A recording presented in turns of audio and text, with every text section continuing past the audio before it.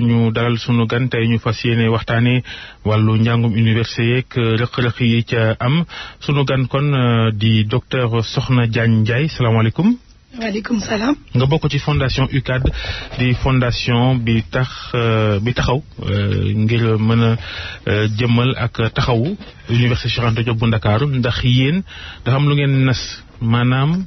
ci téeméeri junni diplômé yi UCAD jur. maanaam ñi nga xam ne am nañ diplôme ci université Cheikh Anta Diop bañ ko sanceeg léegi ëpp nañ sax téeméeri junni da ngeen caa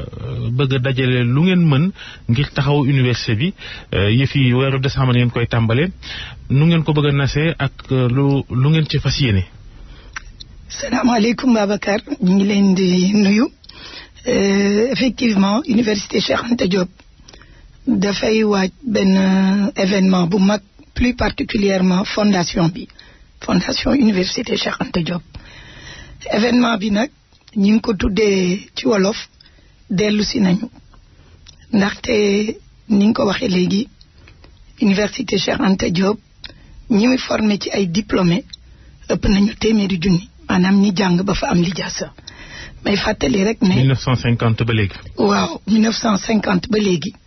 am na lu ko jiitu tuuti ndax école de médecine bi mi ngi fêté cette année centenaire. faculté de médecine pharmacie ak odonto ñoom ñi ngi fêté ren seen 100 ans kon université bi mu taxawee yàgg na torop. fondation UCAD nag nga xam ni taxawal nañ ko depuis 2009 nga xam ni li taxoon mu jóg mooy dañoo xool ci dëkk yi nga xam ni yi nekk ci monde bi même te développé bu baax a baax fondation yi ñu taxawal ci biir université yi. suqali na bu baax a baax université yooyu ñu ne kon université Cheikh Anta Diop mi nga xam ne mooy première université Afrique occidentale kooku itam war na mën a taxawal lu mel noonu ren nag ñu bool comité d'initiative des anciens nga xam ni ñi nga xam ni promotion 50 lañ ba 60 ak fondation UCAD ne dañoo bëgg a woote ndaje bu mag a mag a mag pour mën a permettre képp ku am diplôme université Cheikh Anta Diop rek nga dellu si profité waale nag ci centenaire fac de médecine bi may wax pour dajale ñoom ñëpp du 1er au 6 décembre. fondation bi nag may yëgal ni taxawal nañ ko lu yàgg fondation d'utilité publique la boo xam ni tey jii société bu ñëwoon tey jàppale ñu sax impôt yi lu bare bari dinañ ko ci wàññi. maanaam bu ñu déggee wax ji mooy seen lii ngeen nas mooy taxawu université bi xanaa ci wàllu. jumtukaay ak matuwaay koom daal ci gàttal. waaw li tax a jóg fondation bi objectif yi bari nañ d'abord bi ci gën a njëkk mooy créer quand même solidarité maanaam nit ñi mën a jàppalante ci biir communauté universitaire beneen bi ci topp it mooy jàppale recherche bu baax parce que xam nga recherche dafa nekk loo xam ne lu am solo lu ci réew yépp waxantuma la ak pays sous-développé yi nga xam ni ñun ci la ñu nekk te en même temps recherche tamit financé ko dafa cher. il faut nga am jumtuyaay ak xaalis bu bëri pour nga mën ko appuyer. maanaam ñiy jàngale ci université yi am ay pexe ngir mën a yokk seen xam-xam ñu mën a yokk seen xam-xam ak naka la ñu mën a fexe ba ñun pays sous-développé yi. du ñoom rek université bi bëri nay jàmbat bëri nay problème. dëgg la ñay jàng itam di étudiants yi. dëgg la loolu sax ci la bokk ci suñu mission ak suñu objectif tamit. fexe ba nga xam ne université bi am na jàmm am na dal loolu aussi stabiliser espace universitaire bi ba grève yi wàññeeku loolu tam ci suñu ay mission la bokk. Mouhamed Ali Mouba. depuis 2009 nee nga ngeen créer seen fondation bi lan ngeen jot a def concrètement. fondation bi li ñu jot a def bëri na buñ ko xoolee ndax biñ ko démarré ba léegi dëgg la moyens yi ñu am bëriwul wante ñi ngi góorgóorlu année bu jot ñu def dara. jàppale étudiants yi. ci wàllu violence bi déjà mi ngi fii am na ay problème ci wàllu woowule depuis 2009. voilà ñu constaté violence yi di constaté li nu mel ay des fois même de la drogue aussi à l'université donc. voilà violence bi dëgg la maanaam même li ñu def bu fekkee feeñul université de fondation bi position bi mu jëloon ci wetu étudiants yi mooy échanger ak ñoom lu baree bari di waxtaan ak ñoom di leen jàppale itam ci lépp li nga xam ni social la. pour améliorer tuuti maanaam bu nekkul objectif majeur yi ñi ngi ci doon jàpp bu baax a baax. par exemple socialement lan la. socialement maa ngi fàttaliku ne ñetti weer ci kanam may nañu étudiants handicapés université yi nga xam ni pour ñu déplacer dafa metti torop ñu mën a jàngi benn bus boo xam ni jar na plus de 20 millions de francs CFA ñu jënde ko États-Unis mu nekk bis boo xam ni étudiants yi mën nañ ci day xëy ramasse leen ñu yéeg ci ndànk wàcc ci njànk te duñu boyam am benn coono pour jàngi loolu dama ci wax benn rek yi ci des mooy fondation fexe na ba mettre au niveau de l'université benn charte environnement ndax xam nañ ni environnement léegi dafa essentiel ci nekkinu nit fexe ba nga xam ni régulièrement ñi ngi def campagne nettoyage université bi signé pacte environnement pour amélioration conditions yi. mais université nguur moo ko war a yornoo moo war a dimbale université yéen bu ngeen ci dugalee seen loxo ngir yëf yi yemb mooy taxawaay bi war ci kilifa yi des na kon. déedéet xam nga bi may commencé wax naa ko budget xam nga université Cheikh Anta Diop tey jii li fa nekk mat nañ 100 000 étudiants bu ñu formé téeméeri junni diplômé itam boo xoolee année 2018 bi la fa nekk ci étudiants mat na téeméeri junni. ci loo espace yoo xam ne dañ ko créé woon pour 30 000 étudiants juróom-benn ba téeméeri junni. kon loolu. université bi xat na. université bi xat na ci budget état lu mu mënti toll mënul régler problème mu université. mani pays développé yu mel ne États-Unis première université bi ñuy wax Harvard budget bi fondation bi teg moo ëpp budget université bi Harvard États-Unis mooy premier pays. Canada boo demee naka maanaam fondation université boobu la muy dugal ci xaalis te boobu université moo ëpp la fa gouvernement américain di dugal. moo ëpp la fa gouvernement américain. est-ce que nekkul tamit modèle bu bees bi mooy université di jël seen bopp en charge am autonomie di wut ay ressources ngir mën a doxal njàng ma. loolu yaakaar naa ni waa université ñu ngi ci liggéey bu baax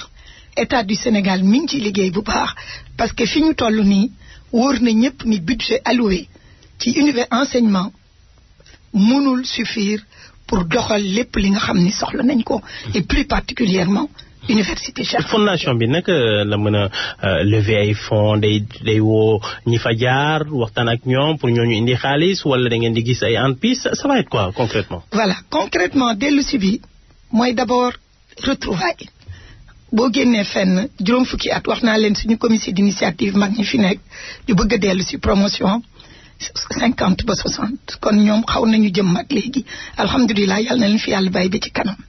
ñooñu donc dañu bëgg ñu dellu si ak képp kuy diplômé université Cheikh Anta Diop yéen ci ngeen bokk damay rappeler rek ni premier diplôme université mooy bac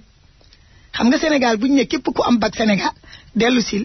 yaakaar naa ni suñu woote dina yaatu torop téeméeri junni yi ñuy wax mooy ña fa jàng ba am diplôme mais premier diplôme université mooy baccalauréat ñu ne woon ci 100 téeméeri junni diplômé yi ñu formé yi nekk nag ci niveau plus élevé ci dëkku africain boo dem ak dans le monde entier amul fenn fooy dem te gisoo diplômé de université Cheikh Anta Diop ñu ne bu ñu faxee ba mobiliser 10% maanaam 10% yi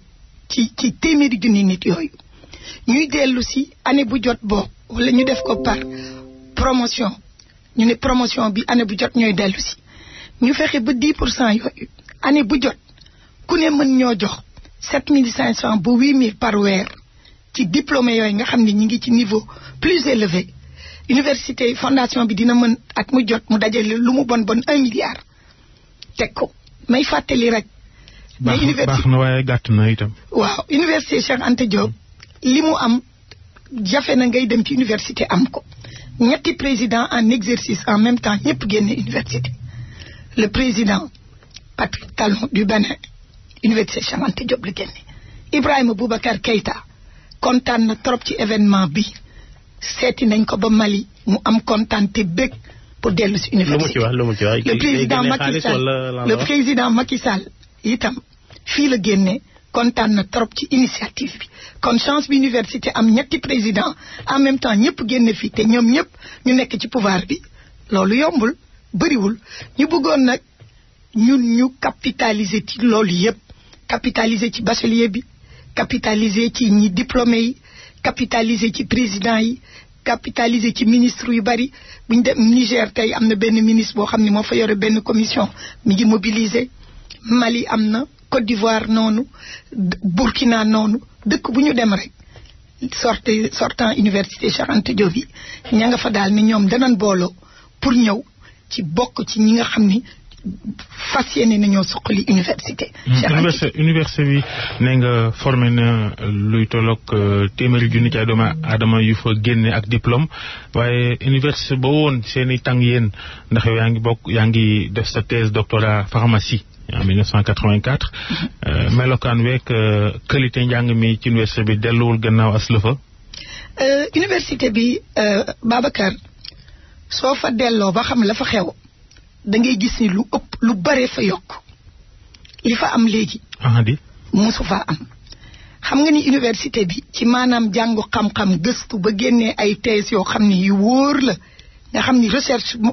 mën na ko exploiter am nañu 7 écoles doctorales ci université Cheikh Anta Diop. xam nga ni université Cheikh Anta Diop am na incubateur. université Cheikh Anta Diop la fa nekk nit ñi grève yi rek la ñu xam malheureusement grève yi rek sànni xeer baari corniche bi loolu rek la nit ñi xam mais ba léegi Afrique yëpp ñi ngi xeex chaque année di xëccoo pour am seeni étudiants ñu ñëw jàng si fii. mais qualité quand même njàng mi munoo bañ ni loolu. qualité bi problème la des fois da nga déglu benn étudiant futti bëri loolu ci rajo yi. xam nga qualité bi wax naa ko léegi xam nga fu war a accueillir 30 000 étudiants nga dem ba téeméeri junni 100 000 loolu ville loolu dëkk la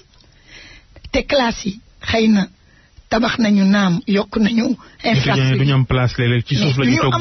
di jàng di bind. parce que salle bu téeméeri nit war a nekk ren junnee nga fa wala ñaari junni loolu forcément dina wàcc ci qualité enseignement bi loolu moo tax nag fondation bi ne il faut ñu def dara ndax tamit ñun ñëpp ameel njukkal université Cheikh Anta Diop ba ñuy jàng 4000 francs la ñu fay inscription jàng ci at mi lépp ñu fay suñ sax bourse boole ko ci ñu dem ba tey ku ci nekk yàlla am lum la jox ci diplômé yooyu maa ngi leen di wax toujours yéen tamit yaakaar naa ni journaliste yu bari Sénégal CESTI la ñu bokk génne te CESTI partie intégrante université Cheikh Anta Diop la kon nag dañoo bëggoon rek loolu nga xam ni teddaange am nañ ko ci àdduna te nag lu bëri jaar ci université Cheikh Anta Diop. ñi génne CESTI moom bu leen laaj dara. ñu delloo si nag. ku nekk ñëw nag defal njukkal. journaliste yi rek ñu ngi leen di woo bu baax a baax bëgg ngeen mobiliser pas pour joxe information bi mais ngeen ñëw teew fekkee événement bi ndax ñi ngi prévoir benn forum bu mag bu ñu tuddee forum des alumni maanaam anciens yépp forum bi waxtaan nu ku nekk gisee université bi problème yi ngeen di wax ñu identifier ko waaye nag wax solution yi parce que fondation am na ay solution am na vraiment moo tax mu bëgg a def campagne de levée de fonds pour réaliser de grands projets yoo xam ne yaakaar nañ ni buñ ko defee jàppale gouvernance université Cheikh Anta Diop ak budget bi fa état bi di def bu réglé wul lépp it dina mën a améliorer lu bare. ndax utiliser ngeen peut-être doole internet ngeen am plateforme foo xamante ni mun nañ fa retrouver jox ko par exemple ñi nekk ci bitim réew peut-être. exactement jaar fa. tey mën ngeen visiter léegi suñu site internet fondation bi. fondation bi am na site internet am na page Facebook les nouvelles techniques de communication yépp mettre nañ ko en place ñi mettre nañ en place sax actuellement pour homecoming bi avec le retour des anciens pour que nit fu mu mënti nekk bu mënul yegg si ci événement boobu itam mu mën a participer parce que li ma leen wax objectif fondation mooy mobiliser 10 000 diplômés 10 000 diplômés yooyu ku nekk mën a participer annuellement pour que ñu mën a mettre en place benn fonds bu rëy fonds boobu ñu mën a fexe ba année bu jot ñu réaliser ci quelque chose. fonds bi ni ñu koy gérer dina leer parce que projet bu nekk dañ ko structurer ak montant bi ñu war a def ci projet boobu donc gérer fonds bi au-delà même gérer fonds bi suñu sañoon dañuy dajale pactole lu mel ne 5 milliards loo xam ne dañ koy def placement ci banque yi nga xam ni intérêt yooyu rek dinañ contribuer de façon substantielle à l'amélioration des conditions de vie des étudiants. bu ñu waxee ci actualité ak jafe-jafe njàng mu kawe mi enseignement supérieur ak pexe mi nguur gi nas ñaari at yi ñu weesu ne ginnaaw université publique yi ñëpp ñu am baccalauréat mënuñ caa dem dinaa jël ñenn ci yéen dugal leen ci ay institut privé du supérieur loolu nag indi coow ndax nguur gi la mu waroon a fay ñu bëri ci école yooyu ña ngay xaar ñu fay leen est-ce que ci sa xam-xam pexe moomu nguur gi la doon ngir orienter ay étudiants ay bacheliers ci institut privé yi pexe mu baax la woon ak la mu jur tey. waaw pexe mu baax la woon ndax xam nga tamit nga dem ba jàng ba am sa baccalauréat état bi bañ la orienter lu doy waar la état bi mënoon na jël solution boobu ne man su ñëpp amee su fekkee am na 100 000 bacheliers maanaam téeméeri junni dinaa jël genn wàll gi orienté leen ñi ci des ñu débrouiller état bi mënoon na def solution boobu te am na période sax bu mu fi amee waaye donc li état bi def léegi ni ku góorgóorlu jàng ba am bac ndax ñun ñëpp xam nañ ne baccalauréat examen bu metti la examen boo xam ni ñi cay génn sax bëriwul nga jàng nag ba góorgóorlu ba génn état bi bañ la orienté xam nañ ni Sénégal fii waajur yi am doole pour mën a fayal seen doom njàngum université waajur yooyu bëriwul takkuwul donc université publique bi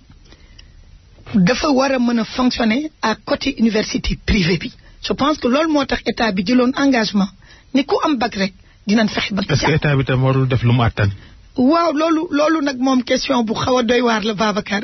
xëy na état bi yéene la duggam mais je pense que ministre de l'enseignement supérieur daal ñun ñu ngi koy suivre bu baax a baax nee na ñu ngi essayer trouver solution parce que étudiant mënul jàng itam ñaar ñetti at ñu jékki-jékki rek dàq la ndaxte fayuloo. ñu wax ci sa métier ndax yore nga pharmacie bu mag ci dëkk bi pharmacie googoog la ca laxasu ci ndëngateeg rëx-rëx garab yi ñuy jaay ci mbedd yi garab yi ñuy dugal ci réew mi ci fraude loola yéen tey est-ce que yow personnellement yaa ngi koy yëg mi ngi lay gaañ ci sow liggéey. kooku mi ngi ñuy gaañ ñun pharmaciens yi waaye ñun suñu gaañ-gaañ sax lu mu bëri gaañ-gaañu population yi mooy yokk ndax garab bu bon. ku nekk xam na lu muy jur garab bu ñuy weer ci naaj bi di ko jaay ku ne xam na lu koy jur garab bu fraude yi ñuy dugal nag nga xam ni garab yi buñ ñu woowee pour ñu identifier ko au niveau de l'ordre des pharmaciens dina am garab yoo xam ne mosuñu ko jaay Sénégal composition yi kenn xamul lu mu doon fu ne lay jóge ci àdduna di ñëw nag ak ay tonni ma bëgg nit ñi bàyyi xel ni loraange gi naam nekk na ci pharmaciens yi waaye ci population yi la ëpp kon état bi il faut mu taxaw population yi taxaw ñu am vigilance xam ni garab kenn kese moo am droit jaay ko moom la ñu autorisé muy pharmacien bi jàng ba génn ak diplôme am lu mu néew juróom-benni at ñu autorisé ko pour mu mën a jaay garab mu doog a mën a jaay tamit yéen ñi moomee pharmacie yi am diplôme jàng bu desee loolu nag jël kuy liggéey ci pharmacie ba du ngeen seet ko am lijaasa ku ne day jaay garab léegi ci biir pharmacie yi itam. waa am na waaye bëreetul Babacar boo demee xool lu bare ñiy jaay garab ci biir pharmacie yi ay pharmacien lañu wala ñu formé ba ñu am seen lijaasa pharmacie te nga xam ni pharmacie yi itam entreprise la. di nga am ci biir pharmacien bi informaticien ci biir pharmacie bi di nga fa am comptable dañoo soxla yeneen corps de métier ay logisticien ñoom ñëpp pour ñu ñëw jàppale ñu mën a suqali ensemble pharmacie boobu. mais ñiy jaay la ñuy wax généralement ñiy taxaw di jël ordonnance bi si lu bëri c'est pas des pharmaciens. déedéet au contraire ci lu néew ci la bari na dëgg la parce que pharmacie xam nga d'abord pharmaciens yi xëy na doyuñu pour mën a ci nekk ci comptoir yëpp nekk ci pharmacien bien que ñu ngi ciy gën a góorgóorlu boo demee ci pharmacie yi léegi soo laajee pharmacien ci lu ëpp dina la ni pharmacien baa ngi mu nekk fa nag équipe am moom mooy responsable di délivrer mën a nag am ay appui ñoo xam ne duñu pharmacien mais bien formé te pharmacie sax léegi am na commencé nañ am Sénégal ay pharmacie yoo xam ne pharmacien rek moo fay jaay man pharmacie bi ma nekk tey am na 8 pharmaciens yu fay liggéey kon nga xam ni ñi ngi gën a liggéey pour suqali parce que xam nañ ni qualité de service boobu su ko pharmacie yépp amee rek dina wàññi bu baax marché parallèle bi parce que ku dugg di nga soxla conseil bi nga soxla dinañ la ko jox ci amin bi gën suñ la waree orienté ci médecin ñu orienté la ci médecin